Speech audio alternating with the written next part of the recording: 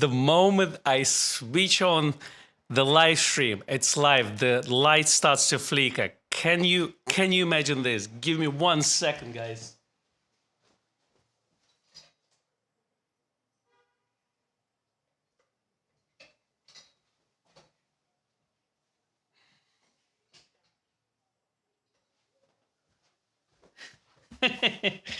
All right, I think we're back. It's not flickering. Hope everyone is well. We've missed a week. I went on holiday.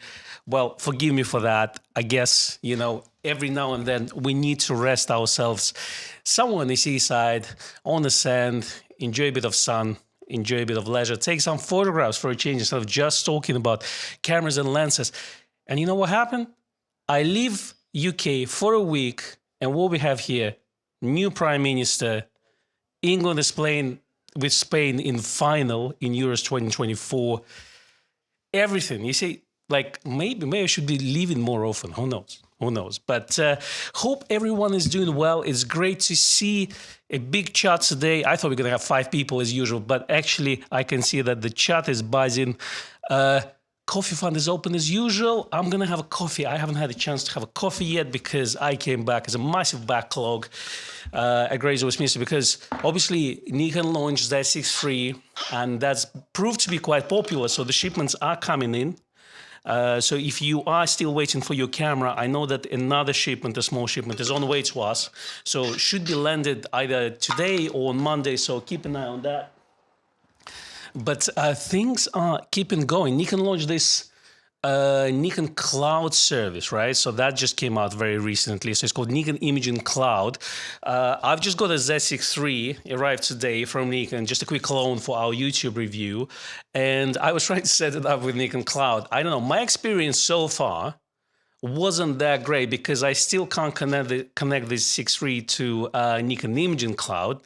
But tell me about your experiences so far, because I think maybe it's a Grays Westminster dodgy Wi-Fi, you know, maybe it's still buffering on this end, you know, so I'm going to try it at home tonight. Hopefully I'll have much better idea. But from what we've seen, and we knew that the thing is coming when they told us about the release of Z6 III. It's supposed to launch, as far as we were, on the same day, but it seems like it took them a few more weeks to iron out the bugs, and they launched it eventually. So obviously you got a free storage, you got paid plans. One of the interesting things there that I personally looking into to play with is those film simulations, which are now becoming a little bit more easier to install on your camera compared to traditional method of taking the memory card out, downloading onto the memory card, putting it in, installing. So this should be a little bit easier. So let's go through the chart as usual.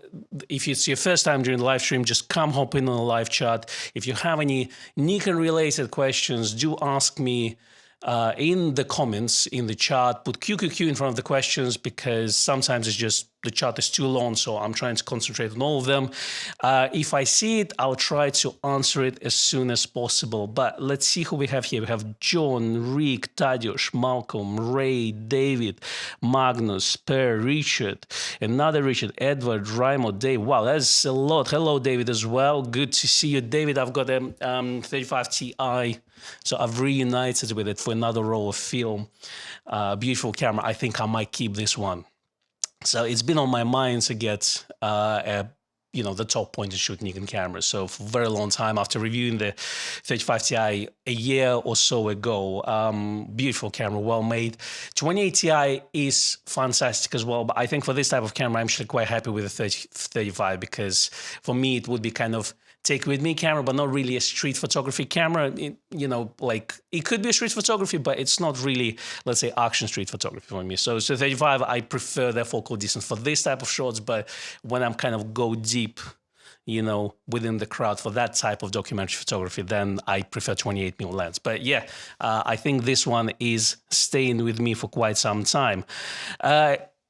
We have pretty much the whole globe watching us right now. That's amazing. If you're watching this video after the fact, do let me know where you're watching the stream from, just in the comments below, because that's going to be quite useful. I always like to see how many people know about it and from which part of the world, because maybe I will be visiting this part of the world soon, and then I can come and say hi to you in person.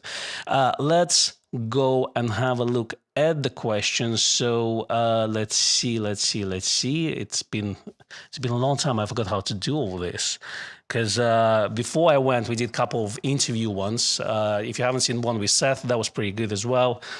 Seth can talk, so, and I can listen, so that works both ways. But it was indeed a very interesting conversation. Let's see. So I can see David Liu. Hello, David, is asking, someone please explain me why kids are paying $200 plus for CCD point and shoot cameras from mid-2000. A D80 with 18 to 70 is $50. That's the thing. The kids nowadays. Yeah, that's the thing. Yeah. So, they do what they want to do. One of the things is, sometimes we don't need to apply logic to things. That's what I realized. And when we talk film, we don't apply a logic thing to this. When we talk vinyl, we don't apply logic. So, kids do kids, there's a new trend.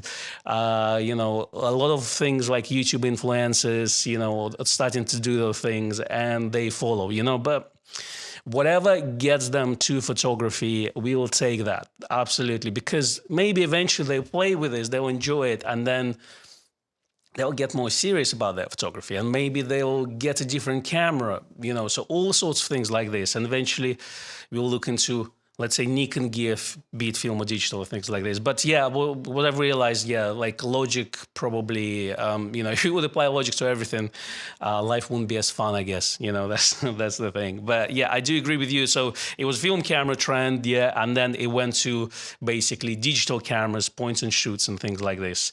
But yeah, I personally agree. If people start, with Instax, let's say, for example, like Instax is selling so well, but, if you get them to photography, if iPhone gets them to proper equipment photography, why not? Why not? We will take them all. Everyone is welcome to our little photography community group here. Let's see. Yeah, it is not very bright in England at the moment. So it seems like the summer is gone. Hopefully it's going to be coming back at some point. Hello, Colin. Thanks for the tip about the S3. Thanks for that. So I had to leave it, unfortunately. But yeah, definitely. If you see another S3 at a good price, let me know.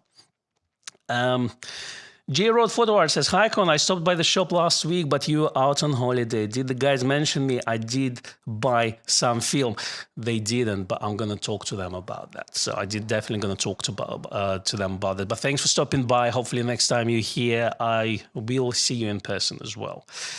So the sound is good. That's good news. So there's overcast. Let's see if you have more questions.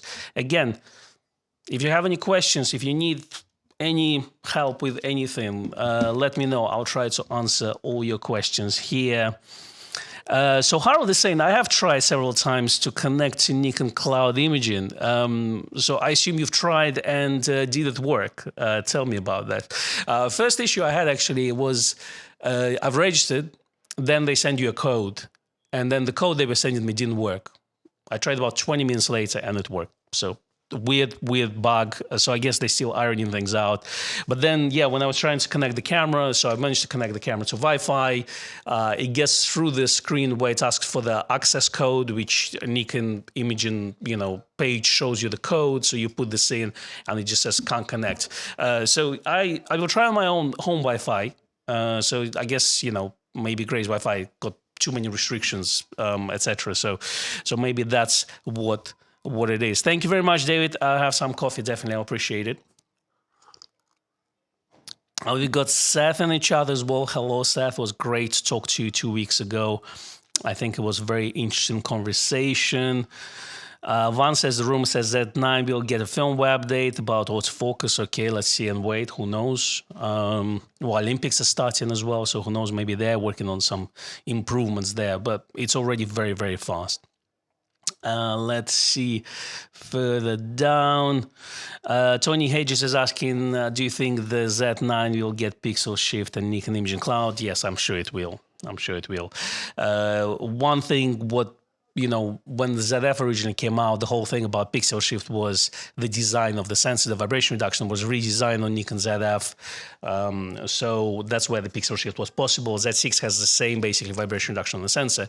So when I actually was asking, I think Richie at the time, say, like, we will see it on Z8, and he said, well, because vibration reduction on the sensor works differently on Z8, then it will require additional work. So Z8's got a pixel shift, so I assume Z9 will get a pixel shift soon.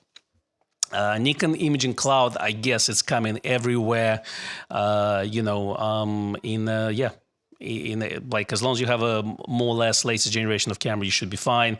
Hopefully they will release Z6 II and Z7 II updates and Z5 updates for this. So, but who knows? One of the things that will happen a couple of months ago is that there was new legislation in Europe where all cameras that could connect to Wi-Fi had to get some sort of update from Nikon. So we had all our internal cameras, all of our demo stocks being updated by Nikon representatives at the time. So I assume that's also to do with that a little bit.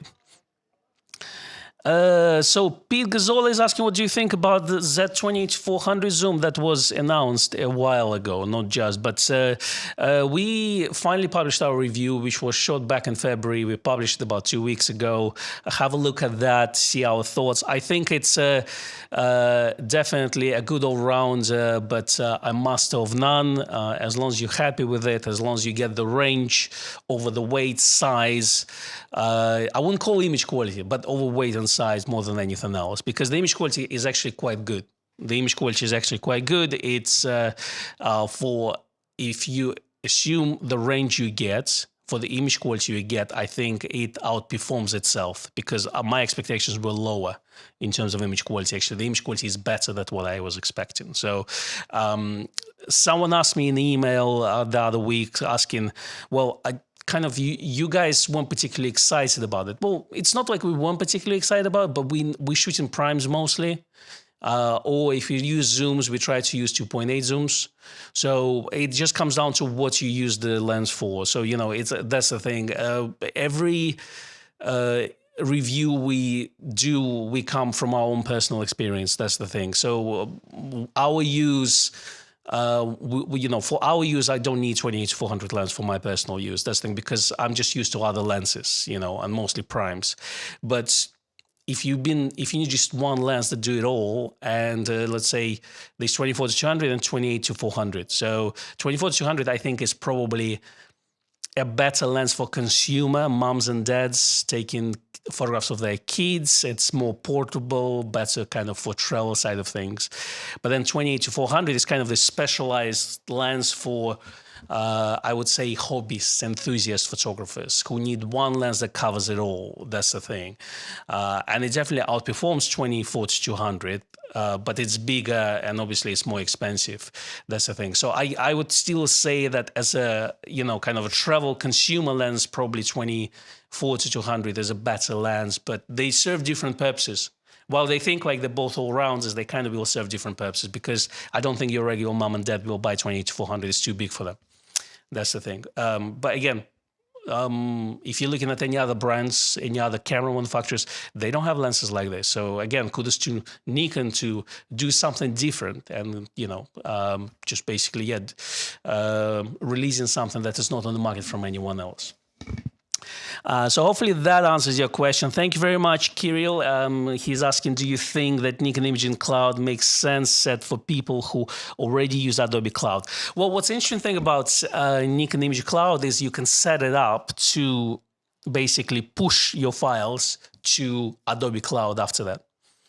So basically, you can set your camera up, it connects to Nikon Cloud, so it uploads all your images from, let's say, your Z6 III to Nikon Cloud, and then Nikon Cloud will automatically send your images to Adobe Cloud. That's the thing. I don't think you would want to pay 2 memberships, if you see what I mean. But if you use the free allocation, and then it's automatically pushes forward to iCloud or Adobe Cloud, then you know, then I think that's the way to set it up, because obviously you can't connect your camera directly to Adobe Cloud or something like this. And I assume Nikon, I don't know if they'll ever allow this, because obviously Nikon has their own security protocols and things like this.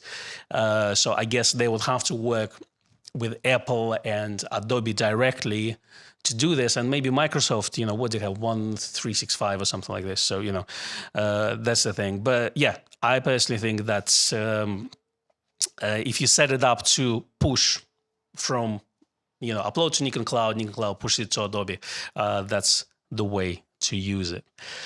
All right, let's see. Seth feels like he's on autopilot. Yeah, well, Seth, you can talk. That's the thing. And one of the things, when me and Seth were talking, I was like, Seth, you talk because, one thing, I talk here most of the time. So when other people opinions are, are said, then I'm just going to listen to you, and ask the follow-up questions, because at this point I'm more of an interviewer. So things like this, So I am thinking of maybe introducing a second person to fill this spot, from one of our colleagues downstairs. I'm kind of massaging that idea with them.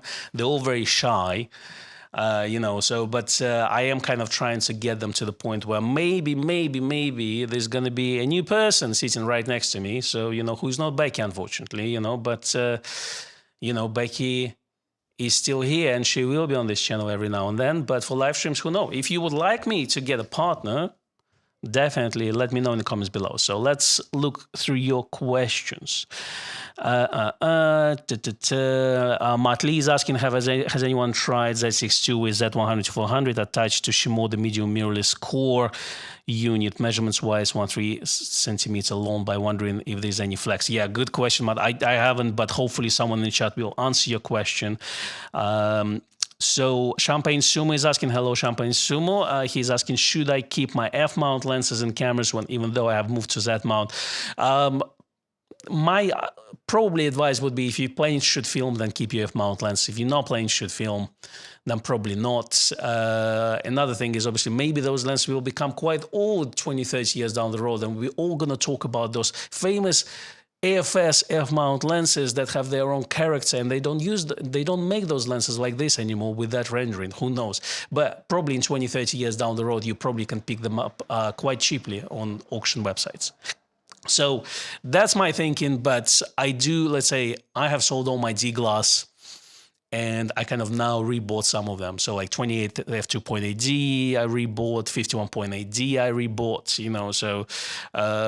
so overall, I would say, if you don't like the clutter, sell it. If you do, then, you got to catch them all, isn't it? So you can't have too many lenses in your collection. So let's go down the road. Brian is asking, I'm not a video kind of guy. I was wondering about landscapes with Z6 III. I keep seeing some bad stuff from YouTubers and its landscape capabilities. I don't have a big budget for 45 megapixels. You're going to be fine. It's a 24 megapixel camera. So this conversation about megapixel rays, it's a weird one, because when people say they want more megapixels, they don't want just random number. I think we want to start seeing the improvement in terms of image quality. I think my issue with being stuck at 24 megapixel sensor is we used to buy cameras based on performance of the sensor. Now we buy cameras based on video functionality or autofocus. So there's very different feature set, you see. So, but sensors, let's say, we've got 24 megapixel sensor for a very long time. D600, D750. They still have great dynamic range, still great image quality. And in terms of this, if I'm looking at buying camera now, why would I replace my camera with 24 megapixel sensor, pay, let's say, £3,000 for the body? That's where, kind of I'm puzzling myself, There's a lot more to it, and obviously what I'm saying now, I'm sure you can pick holes through this, but that's kind of another angle I'm thinking of, in terms of megapixel rays. It almost feels like, like you want to get greater dynamic range. I'm hoping we're going to start to get into those this type of sensors would give us a very high dynamic range images, and I'm talking like more than 15 stops. Because if you look at cinema cameras, we now have cinema cameras that push into almost 20 stops of dynamic range. So I don't need fast camera. That's the thing. I don't need fast camera from personal view. So I personally think that there's a space for fast and there's space for low and slow. if you see what I mean. So that's the thing. But it's not, the megapixel race is not just about numbers. That's the point. So it's more about dynamic range and performance in low light.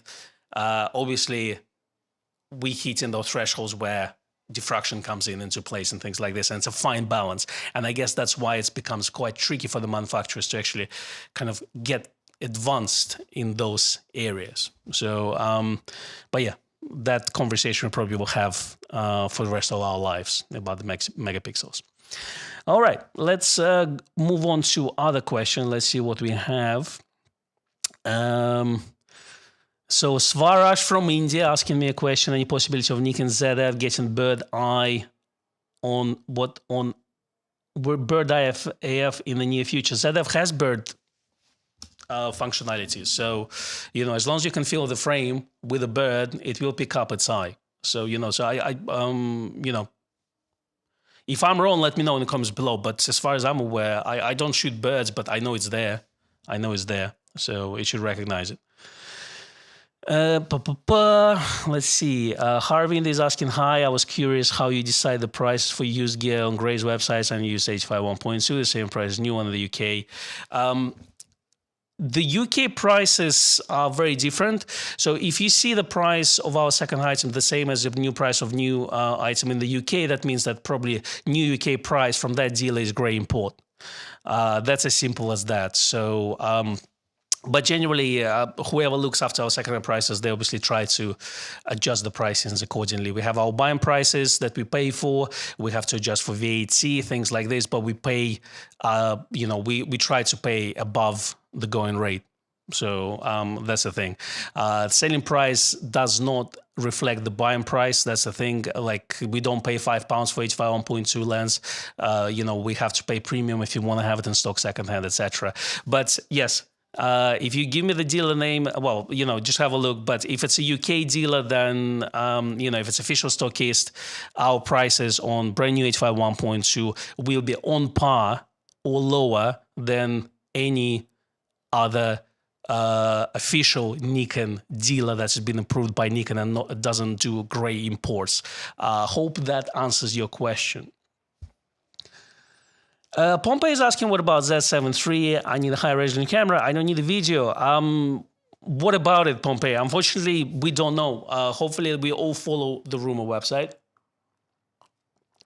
And, let's see, let's find out. Very difficult to say. It seems to me that Nikon is all about speed right now. So that's the thing. That 60 megapixel sensor that's currently available, it has really slow readout. Keep that in mind. So it's available. It's available on Leica, obviously. It's available on Sony cameras. I wonder if Nikon is waiting for the advancements in there. So you can get maybe 60 megapixel sensor, but slightly faster, maybe semi-stacked or something like this. So that could be, that could make us a new camera, but who knows? Let's go further. Becky mask for the new person. Unfortunately, would be a male person, yeah. So the girls we have now, they're not interested in doing YouTube. So that's the thing. Yeah. Well, I'm always happy to have Becky. When she has time, she'll join us.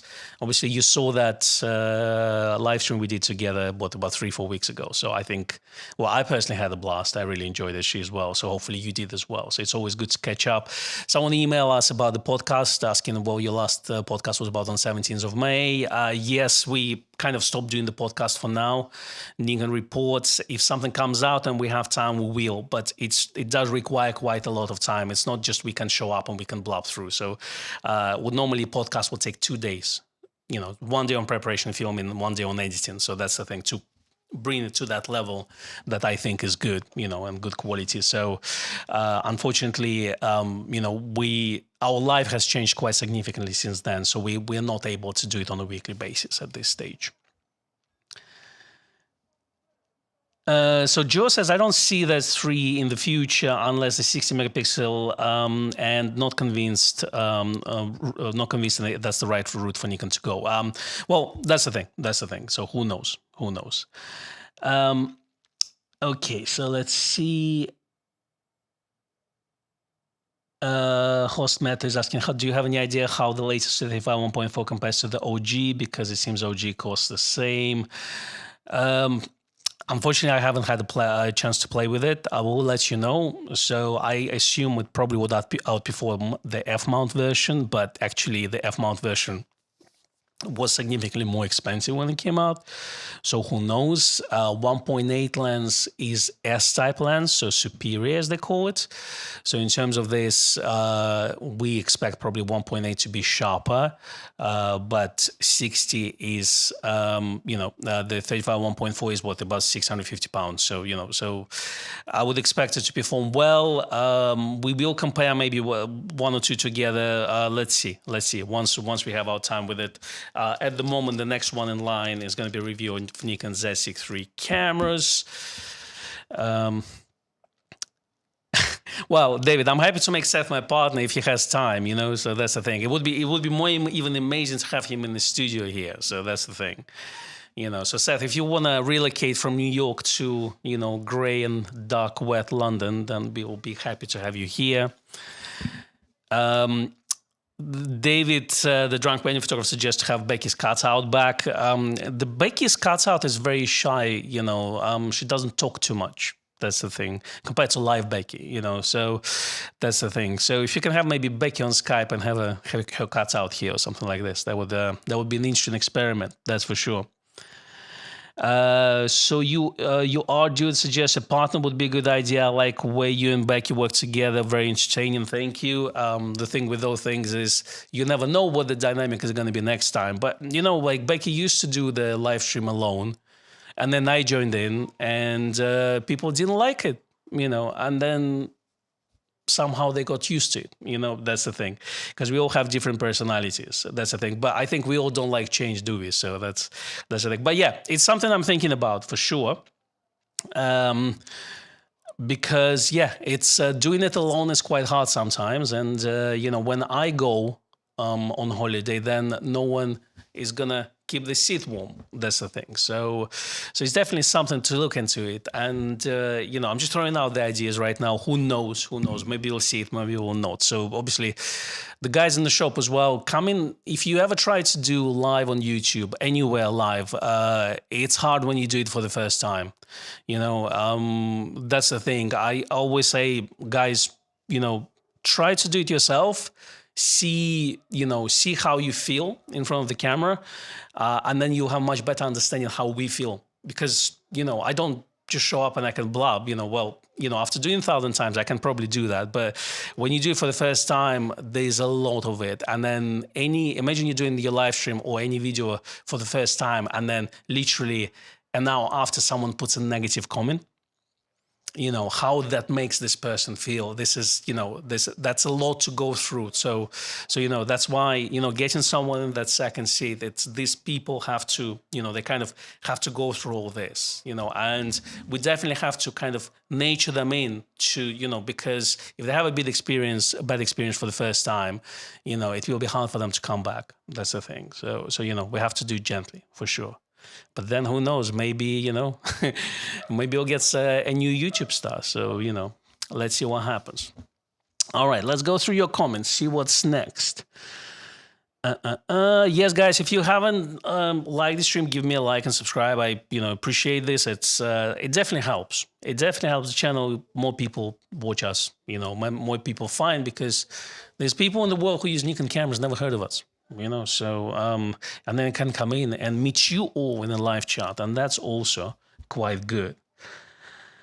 So Daywalk says, I must admit, Con, I did wonder how you did it a week after week when there wasn't stuff coming out all the time. Well, look, Dave, that's the thing. When I started to do those things solo, I kind of thought, I tried to do the lectures, the seminars, and they don't do really well from that point. Is I have to talk a lot, I have to prepare a thing. You guys talk about other things. If you're not interested in that topic, you're going to talk about something else, So for me, I really enjoyed when me and Becky had a conversation. And what I was trying to do, and what I'm trying to do now, is actually to talk to you in the chat. So you are my audience. I'm talking directly to you. So, and I think that works. It works for me. I hope it works for you.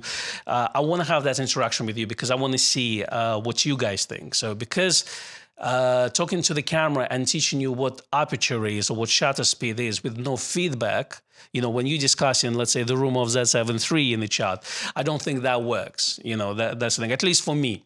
That's the thing. But it takes time. It definitely was much harder to do a solo live stream at the beginning. And then, obviously Becky was doing it for a very long time before I joined her as well. So, so it definitely drains you. I can tell you that there were a few months where after the live stream, I was non-functioning. It's just you feel burned up, like you just drained completely, so that's the thing. Now it's easier, but still, you never know. So that's the thing. It's really depends how the chat goes, but I do enjoy those. I hope you do as well. It's always good to catch up with you, as always. Let's see. I'm just gonna have a sip real quick. Oh, wins. Thank you very much, Wins. I appreciate it. Time for high MP coffee. Is it Megapixels, or is it one of the coffee names? You never know. I'm actually having a really beautiful coffee right now. So single origin. Tastes like cherries. Amazing. So love this stuff. All right. Let's see. People discuss Fuji. Okay. We like Fujis. Colleague of mine, we got a new chap started to work with us. It's his second month. He's using Fuji X-T4. So, and we're trying to convince him. We're trying to show him the powerful frame, but it's always good to have people using different systems, I think. It just gives us a much better understanding of where Nikon stands in terms of, other brands, in terms of technology. But yeah, he was borrowing Z50 to compare. He borrowed Z6 too. So, who knows? Maybe he'll catch that Nikon bug. You never know. David Louis is asking, please explain the design of Z500. Everything great about D500. High ISO, full sensor, deep buffer is already on full frame Z. Well, yeah, I agree with you. People need that. I understand it. I'm not that person. But we're not gatekeeping, so everyone can want, like, people are still talking about Nikon Z medium format, so I would love to have this, more than Z500, but I know that some people would like to have Z500 than D500. Yeah, that's the thing. It's this whole, a discussion been going on for years now. What will happen from it, unfortunately, I don't know. But if there's people who want to buy it, then we will still hear about it. But I assume that, if you want Z500, definitely mention it, because Nikon, I'm sure that they're doing some of their marketing research and things like this to see if there's a need for such camera. And if you're loud enough, then maybe you'll see that camera. It's definitely, I'm not going to be buying that camera. I'm not buying any DX camera for me personally, but that's the thing. I'm only one person, and what I'm saying, doesn't mean that, everyone should do that. That's the thing. So, like, I'm happy when people don't agree with me because they come from different photographic backgrounds and they do different things. That's the thing. What I like other people may not like. That's the thing. And that's the beautiful thing about it. I personally think that Nikon should release cameras that serve different purposes. Like, we have a good all-rounders, but like, as I say, I would love to have a low and slow camera from Nikon with a high resolution and great dynamic range. I would love Nikon to have a very fast DX camera. It's just my concern about, again, Z500 is that it's going to be priced about $3K, and then you look at Z8 price, and then you would be like, well, for like £500 extra or £300 extra, I can probably get a Z8. So what's the point of Z500? That's where my concern lays. But whoever needs it, they will buy it. That's the thing. Okay, let's see. John is asking why those the like number not go up anymore. Sorry, John, didn't understand your question. If you can just if you can just retype. Not quite following there. Let's have a look. Hello, Gary. Welcome to the chat. Mike Williams says live cast is hard. Radio, TV, podcast, YouTube, any which way, it's hard work. Lots of prep, and without the big production stuff, you have handled tech too. Thank you for keeping this going. My pleasure. My pleasure. That's the thing. I'm a one-man band. I prepare everything: the camera, the light, the audio. It's all on me. We don't have a person. We used to have a person who would look after our questions, So it's always good when you, let's say when me and Becky were streaming. Let's say when Becky talks, I can look at your questions while listening what she says, then come back to the conversation, and we can have this going as a kind of a chat conversation. But when you're alone, like what I was struggling originally is when I'm talking to the camera, I can concentrate on what I'm saying. I'm not concentrating on what you guys saying in the chat, and that's a very different thing because. Now kind of can multitask a little bit better when you're just starting out. It's not easy. I wanted to add at some point all the flasher graphics and things like this. I was doing 2-3 weeks ago, but it's just a little bit too much multitasking. And unfortunately, YouTube is about 10 or 15% of what I do at Grazer Westminster. So my role here is not just doing the YouTube. And that's the thing. If my role would be just doing YouTube, I probably could fancy it up a little bit, the whole live stream. That's the thing. But unfortunately, I don't. So that's the thing. So we do as we can. And the most important thing is that we can catch up with you. That's what I appreciate. As long as you are here and you're watching and I'm having a conversation with you, that is the most important to me. And maybe it's a bit rough on the edges or very, very rough on the edges. But as long as we can communicate, that's the most important thing, I think. Who knows? Maybe you'll get a 4K stream one day when we upgrade YouTube. Who knows? Let's find out. Thank you, Gary. Koffee Fund actually made it to the live stream. Well done, Gary. Congratulations. So it's always good to see people live. And obviously, if you're looking at it after the fact, well, that's absolutely fine. If you have any questions, put them in the comments below. Hopefully, we may answer them on the following live stream. That's my plan, at least. I want to read the comments and I want to maybe have a list of questions. So while I'm warming up and you guys warming up with your question, I can answer the previous week question. All right, let's see. Steven Newell says, anyone is using that 100-400 on a walkabout, the lens out in town. I'm thinking unusual points of view, occasional wildlife, flowers. Well, why not? It's a fairly light lens, it's walkable. The street photography with a long telephoto lens is the questionable thing, in my opinion, but everyone does differently, so why not? But definitely there's some good opportunities there to be had, with a very long telephoto lenses, different angles. And if you live, let's say, in places with very tall buildings like David Mascoras in San Francisco, then you can definitely zoom in a lot more and maybe pick out those details in the buildings, maybe some gargoyles or some, little monuments and statues on top of the buildings, so that's always fun, So I do enjoy long telephoto lens, while more of a kind of a more wide angle guy, but I do like a good telephoto lens, and 100-400 is a great lens. I think for the size and performance is really good. There's obviously 180-600, but I think that's more of a kind of a sports wildlife because it's just much larger. All right, so let's see. All the higher Angler says the thumbs up counter does not reflect the actual number of likes anymore. If you refresh the screen, the number will change. Yes, that's for sure. It's just to do with the browsers. What likes give us is actually pushes the algorithm to show our stream right now while we're streaming to more people when they just browsing, when they just logged into YouTube. So I might pop up my face, so that's useful. So, again, at the end of the day, likes is something that you can press. It doesn't cost much. Subscribe doesn't cost you anything as well. It does definitely help us because it promotes the channel. That's the thing. If you enjoy it, support it. If you don't enjoy it, don't support it. That's absolutely fine. That's the thing. We, realistically, from the personal level, it used to be a game to get how many subscribers a month. It's not a game for me anymore. I'm just happy to be here for you guys, and I'm happy that you're here.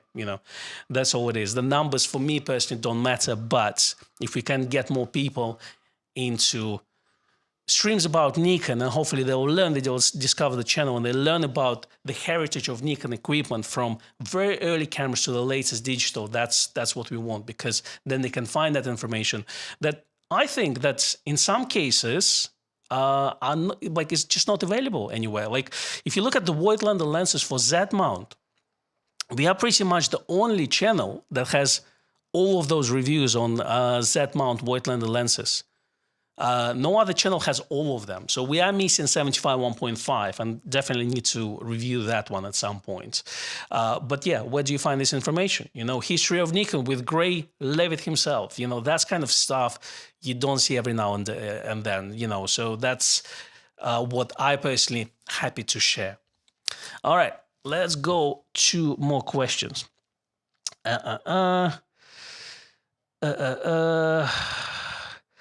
Hurvind is asking all the retailer questions. We can't answer retailer questions here. I can tell you this, but Z9 does come with a free 660 gigabyte card, and it's promotion that is obviously with Nikon UK. So, and all UK dealers offer that. So hopefully that answered your questions. The other stuff is obviously it's a dealer stuff, so we can't really disclose things like this. So let's see. Thank you, Len. I appreciate it. I'm glad you're enjoying it. So Andy is asking, can anyone provide comments on the SnapBridge remote control? Well, we use SnapBridge quite a lot for our filming back in the day. I haven't used it in a month, like in a month or so. But generally, when it works really well. Especially when you have to film yourself, something like this. Normally, I would go and press the button on the camera and run down here, you know, to take the shot, well, to be in front of the camera. But with the SnapBridge, I can press record, and I know it's filming. I know what I'm framed like in the camera. So when you're doing a solo recording, this is quite useful. In terms of stills, yes, you can set the aperture and shutter speed on this. So that's pretty useful as well.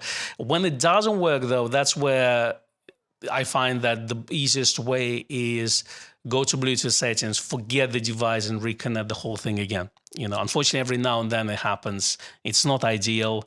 But yeah, if you look at any other brands and their Wi-Fi applications, you know, the Bluetooth connecting devices, look at Fuji, look at Sony. There's so many complaints about their apps as well. So I don't think Nikon is, is the worst company on that. No, I think they're all kind of in the same boat. And I personally think that this type of connection keeps improving, and I think that the Nikon Imaging Cloud, cloud service is going to improve on that as well. So let's see how it goes. Let's go. I think I got up on all the questions, which is quite good. So let's see. I'm just going to scroll down to the end of the chat. So Ian is asking the question, anyone visited city of Valencia in Spain for photography? Was it okay? Did you have any problems with security or police? Thank you. Good question, Ian. So if any one of you visited Valencia, I've never been to Valencia. I've been quite a few places in Spain, but not Valencia. We used to have a chap called Pablo Monteagudo who used to work here about 5 years ago. He's actually from Valencia and he's back there. He actually... he's a photographer, so he's this type of guy who does kind of travel street photography, So I guess, maybe if you're Spanish, you don't have any issues, but generally, if you don't put the tripod anywhere, you should be okay. But if anyone went to Valencia recently, definitely let Ian know in the comments below. But beautiful space, great food. Overall, I love Spain. I love Spain, I love Portugal, I love all of them. So we always enjoy traveling there. So good food. My plan is to go to Madrid probably around October time. So let's see. We have quite a few friends around in that region as well. Who knows? Maybe even to go to Real Madrid game, see Mbappé, So who knows? Is anyone watching the game on Sunday? Are you excited? Do you think England is going to win, or is it going to be Spain?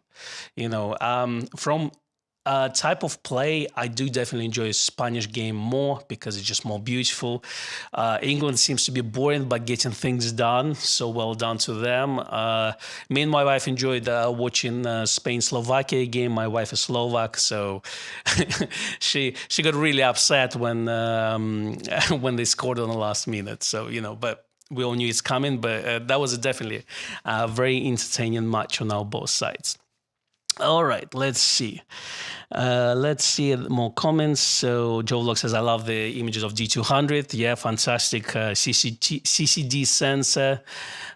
So yeah, it's great stuff. I like some of my shots I did a lot when I started was on D200. The D200 was basically kind of my first Nikon digital camera. So, and we had it at the college I studied. So I was borrowing from there, and I started to work at Gray's, and I started to borrow it from here as well. So that was amazing. And then D300 came out, and D300 was a great camera. But in terms of sensor, I still prefer D200 sensor.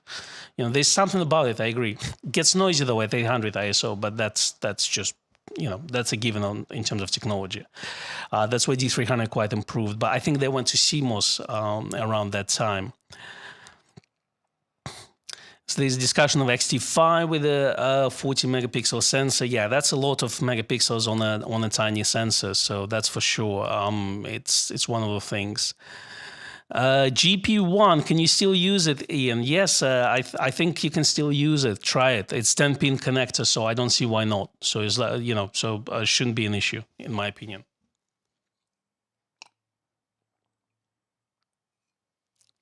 Van is saying that English will win. Okay, well that's good. That's good. Hopefully they'll get it to penalties. That's the thing. But I want England to definitely be a little bit more open played, but you know, it's one of those things, as they say, that unfortunately national teams don't have much time together, so it's much easier to play defensive football instead of doing the patterns, you know. So that's the thing. But Spain is beautiful. I mean, fantastic players. English have amazing players as well. So that's that. Let's see. So yeah, the 35 1.4 lens will start to ship very soon. So that's good news. So I think, if I'm not mistaken, we'll be on 18th, so sometime next week. So I am looking forward to that. I definitely really want to try that myself. So Reach had an interesting video on that as well. Andy is saying that he had a D200-500 lens on D850 and produced great results. Yes, absolutely. It's fantastic lens. It's one of the things, again, like it's pretty much nowadays can be picked up at a reasonably good price, especially secondhand. One of the things, how much are you getting, let's say, by buying a new glass, you know? So a lot of secondhand glass is very competitive. So, you know, and as long as you have fast source focus camera like D850, it will perform really, really well.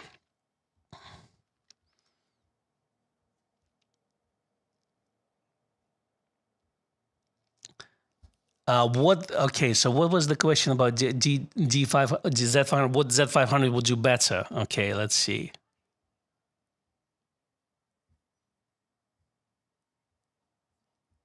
Yeah, that's a good question. I'm not sure. I'm not sure what would do better, but people just need the DX fast camera. It is what it is. I'm sure that, trust me, in the comments after this video, someone is going to put how much we need Z50, Z500.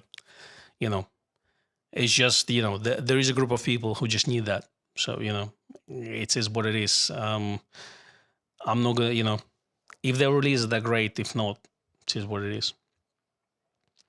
Matt Lee is asking, are you liking the potential idea what we might be series of Z f1.4 lenses, character lenses, and which focal lengths would you like to see launched next? I love character lenses. I like f1.4. When 1.2s came out, I was asking where will we ever get 1.4 versions, and everyone said that no, Sigma Art is going to be here with their 1.4s. Nikon doesn't need it. So that was about a year ago. Now Nikon releases 1.4 lens, and everyone seems, yeah, it should be fine. You know, that's yeah, we knew it's all gonna come. No one knew that they're gonna come. That's the thing. So I personally would love ideas on 1.4 lenses for very simple reason. Those 1.2 lenses are very expensive. So, you know, getting 1.4 reasonably priced with a character, because we got 1.8 modern design, 1.2 modern design. Yeah, so why not to get a character at 1.4 and price them at £600-700? I'm all in, Matt. If you ask me, I would be the one queuing up for those. That's the thing. And for the time being, of course, if you don't need autofocus, wide-angle lenses are just fantastic. You know, just oozes with character, especially stuff like 50f1, 40mm 1.2 lenses are great. You want a more than 50f2. I am surprised about 50mm f2 being discontinued by Voigtlander only after 2 years. So I assume the sales weren't great. I personally think if you can, you know, if you like wanted to have this lens, get it now. Well, you can, because they are extremely sharp lenses. They are extremely sharp lenses. You know, I would love to get one personally, just can't afford one right now, but they're beautifully made as well. Joe Vlog saying Z500 with kilo autofocus. Yeah, so guys, in terms of autofocus, how much improvement do we need currently on what we have now with Z8, Z6 III, Z9? This is the question I'm asking you. So where do we need to improve our autofocus? You know, it's pretty good already. So, like, how fast is fast? That's my question. So definitely, I want to hear that in the comments below. So give me the results, because you know, I don't really see the difference between other brands' performance. You know, we're talking about what, fraction over fraction over fraction of a second. Does it make any difference? No. Algorithms are going to improve. Obviously, the tracking is going to be improved. It's going to be more sticky. But in terms of just speed of focusing, how far do we need to go? So yeah, please let me know. I want to have a conversation about this. So, but something more of a detailed answer, please.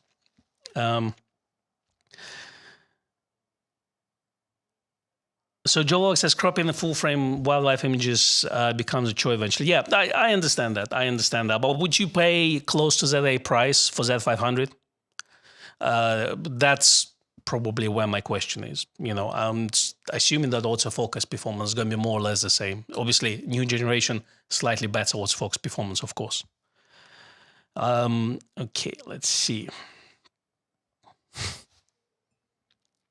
Ian asking, just out of interest, what photographers did you follow when you started out in photography? Oh, that was a long time ago. I've started, I was 14 or 15 at the time. So, good question. Good question. You know, when I started out, first of all, there's a couple of things. When I started out, my English wasn't very good. So I couldn't read that much in English. So I had to do with information in my language. So I was reading a lot about that. So that's the thing. But my original kind of field is documentary photography. So documentary, less street, more documentary side of things. So I was more interested in this type of photography at the time. So then when I came to England and I started to study, I transitioned more into studio photography and commercial side of things photography. And kind of now I'm back to kind of more documentary street, so that's what it is. It kind of came full circle. That's the thing. But I guess, yeah, when you're starting out, you just look at the kind of most famous names, so that's what it is. It wasn't particular any interested, but I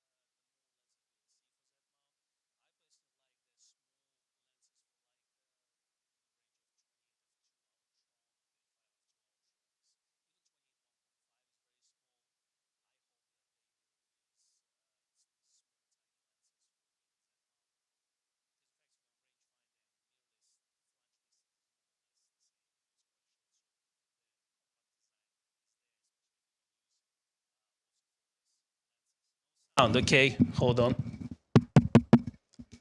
Can you hear me now? Can you hear me now? Hello? Hello? It's not working. Okay, let's find out.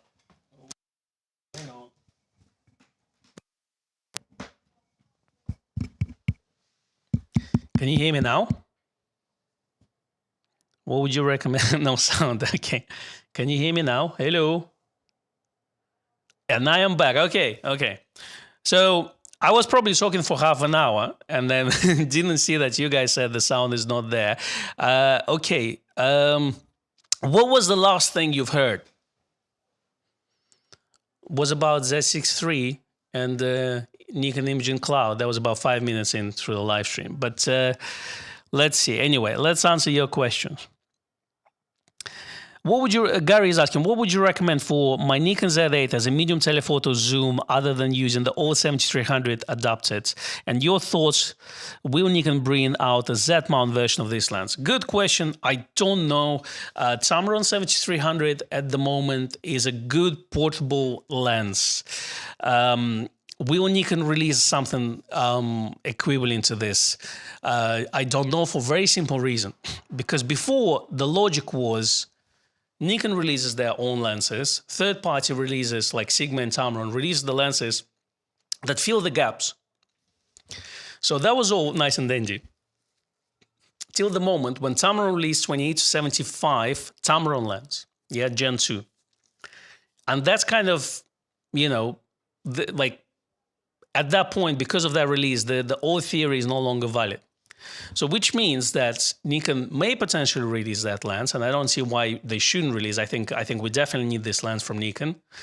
And it's always good that the Tamron lens is there. The Tamron lens is actually very good. But for the time being, if, let's say, Tamron is better than Nikon Fmount, Tamron Z7300 is better than Nikon Fmount 7300. So if you need a plug and play without FTZ adapter, get a Tamron lens now.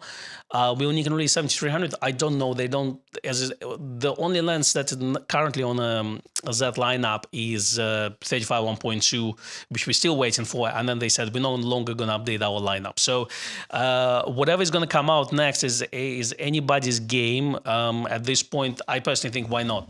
You know, hopefully they will. Hopefully they will. All right. Jeltevan Geist is saying, for the past few weeks, I have been looking for Nikon lenses, but I'm finding that I need an opportunity to shoot with what I have instead of buying new lenses. That's the thing. Good approach. Good and very sensible approach. Shoot with what you have. But yeah, the gas is real. Gear acquisition syndrome is real. We do like our lenses. That's the thing. But I do have to force myself to use what I have. That's the thing, because there's always lenses I want to buy. That's the thing.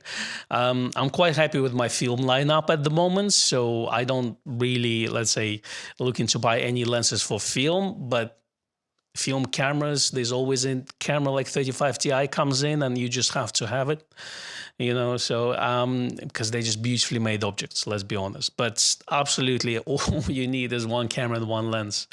Of course, you're a professional photographer, you get the gear that covers what you need. That's the thing. But of course, we like to have shiny new toys all the time. Harvind is asking, do you think the price reduction and a free CF card with Z9 is indication of Z9 II is coming? No, absolutely not. Nikon currently have a sale, Nikon savings, summer savings, you can Nikon Z8, where Z8 is, you know, a price on Z8 is reduced. It doesn't mean that Z8 Mark II is also coming, you know. So Z8 sells itself. I personally think it didn't need a reduction because we've been basically sold out most of the time anyway. I don't think we'll see every 2-year releases and things like this anymore. So that's the thing. But Nikon looks at their numbers, and when they want to incentivize a potential photographer to sell slightly more units, they will. That's as simple as that. It's not a fire sale or anything like this. And I assume that those are Nikon branded cards again. So it's not, you know, so they may have quite a few of those cards available that they can give away and combine. Matt Lee is like, we will see concepts roadmap, Nikon lens what Nikon lenses Nikon should release next. Good question. As I personally think, Matt, as you said, Character lenses, 1.4 primes, I'm all in. More small and light lenses for Nikon ZF. Something to pair with, let's say, 28, 40mm. I personally think we need a 75 or 85mm small. So make it f2, make it 2.8, make it small. It goes on Nikon ZF and it should look beautiful. That's what Nikon should do.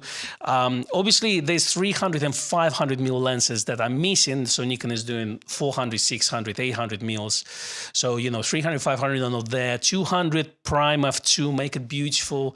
Those kind of indoor sports portrait lens. AFS f2G is still absolutely stunning lens with a beautiful bokeh and very fast autofocus. So we need something like this in Z mount. We also need 200mm macro lens.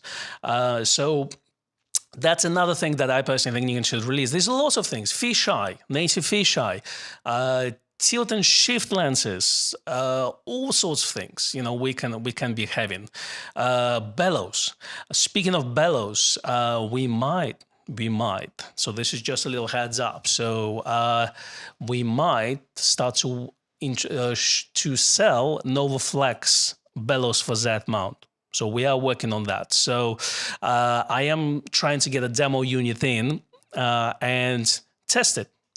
Hopefully I can get Becky on board. She's our macro specialist, and she can test those autofocus bellows for Nikon Z mount, where you put the camera on one side, you got the bellows, you got the lens on the other side, and you got electronic connection. So it actually provides the EXIF reading as well as stops down your aperture. So looking definitely forward into that, because obviously Nikon didn't make bellows for quite some time. The bellows that are still available for Nikon F mount, which is like PB4 and PB6 and things like this, they've been made very long time ago.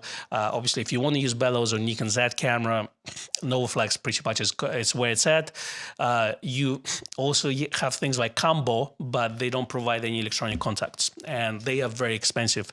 NovaFlex is not cheap, but for this type of products, A, they're beautifully made, B, the price is reasonable, because if you look at what the Nikon bellows are going for, then Z mount brand new NovaFlex products are not too badly priced, in my opinion.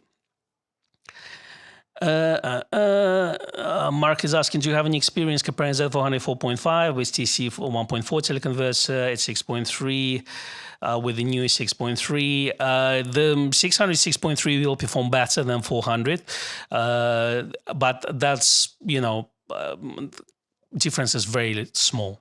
That's the thing. I wouldn't, if you buy one now, and I think you know that you will be shooting at 400 most of the time, and you need a teleconverter every now and then do this. If you are shooting mostly at the longer end, then just get a 600mm. That's my answer. Because yes, 600 will perform better. The difference is going to be small between the two, but yes, 600 will outperform that. And 600 will also take teleconverter as well. So if you need to push it further, that's another thing. Keep that in mind. All right. Well, I think it's a good time to wrap up, isn't it? We've been an hour. I hope you enjoy it. We will do another one next week, the usual time. Please prepare your questions. Come prepared. Do your homework. Yeah, definitely. If you're looking in this, like if you're watching this live stream after the fact, put your question in the comments below. I'll try to answer them. I hope you're going to have a wonderful weekend. Let's all tune up on Sunday, support England, go take some photographs, and we will see you next time. Same place, same time. I'm going to be here. I'm not on holiday. And of course, I will be happy to see you.